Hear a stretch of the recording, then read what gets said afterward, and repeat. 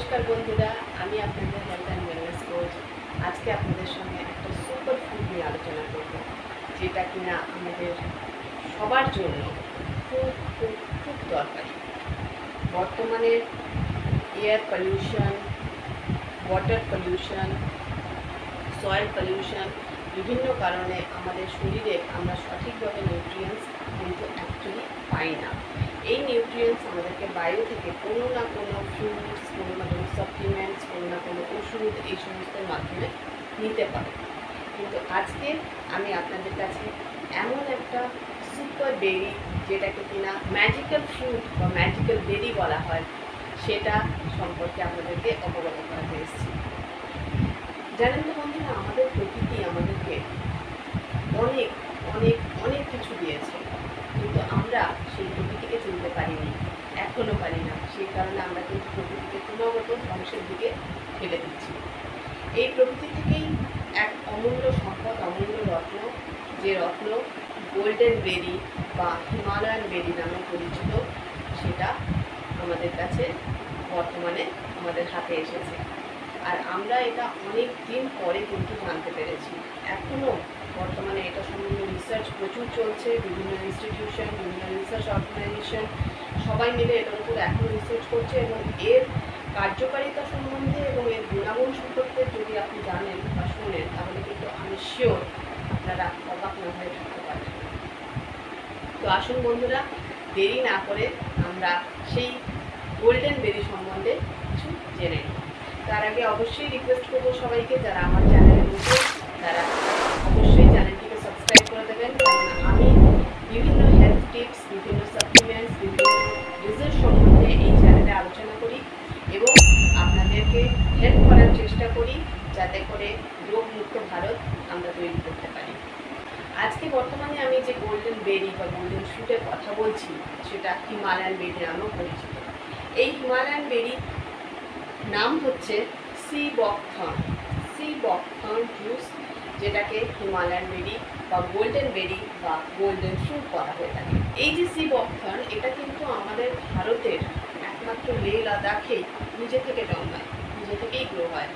আমরা এটা সম্পর্কে কিন্তু ওয়াকিবহাল ছিলাম না। আমরা অর্থাৎ বিভিন্ন অর্গানাইজেশন, বিভিন্ন রিসার্চ ইনস্টিটিউটরা। সি বকথর্ন শুধুমাত্র যে নিউট্রিয়েন্টস সেক্টরে ইউজ হয় তা নয়, এটা বিভিন্ন মেডিকেল সেক্টর, এমনকি বিভিন্ন কসমেটিক্সেও ইউজ করা হয়। এই বেরির মধ্যে 190টা বায়ো অ্যাক্টিভস আছে, যেটা কিন্তু খুব রেয়ার। এই বেরি যদি কেউ 10 ml করেও, মিনিমামের কথা বলছি আমি, 10 ml করেও যদি কেউ নিজের ডায়েটে ইমপ্রুভ করতে পারে, তাহলে সেই ব্যক্তির শরীরে রোগ, জীবাণু, কোনো ইনফেকশন, কোনো কিছু তাকে অ্যাটাক করতে গেলে 10 বার ভাববে। তাই আপনারাও ভাবনা চিন্তা না করে অবশ্যই এই বেরি কিন্তু ইউজ করতে স্টার্ট করে দিন। এবার আসি এই বেরির আরও কিছু উপকারিতার ব্যাপারে। আমরা জানি যে ভিটামিন সি কমলালেবু এবং আমলার মধ্যে প্রচুর পরিমাণে পাওয়া যায়। তো আপনারা এটা জানেন কি, যে এই সি বকথর্নের মধ্যে 100টা কমলালেবু এবং 20টা আমলার সমান ভিটামিন সি আছে। তাহলে বুঝতে পারছেন ভিটামিন সি এর কতখানি সোর্স এর মধ্যে লুকিয়ে আছে। এবং আমরা জানি যে ওমেগা 3, ওমেগা 6 এটা আমাদের শরীরের জন্য খুব দরকার। ওমেগা 3 আর ওমেগা 6 এই সি বকথর্ন জুসের মধ্যে একটা প্রপার রেশিওতে আছে, যেটা আমাদের হার্ট আর আমাদের হেলথ, ব্রেনের হেলথের জন্য কিন্তু খুব কার্যকরী। ওমেগা 7 নাম শুনেছেন নিশ্চয়ই। ওমেগা 7 অ্যান্ড ওমেগা 9 প্রচুর রেয়ার একটা দুটো ওমেগা, যেটা সাধারণত সব জায়গাতে পাওয়া যায় না। এই ওমেগা 7 এবং ওমেগা 9 এই সি বকথর্ন জুসের মধ্যে আছে, যা আমাদের heart, skin, brain, wait management, diabetes বিভিন্ন ক্ষেত্রে আমাদেরকে প্রচুর পরিমাণে প্রোটেকশন দেয়। আপনারা অরেক ভ্যালু সম্বন্ধে শুনেছেন কি?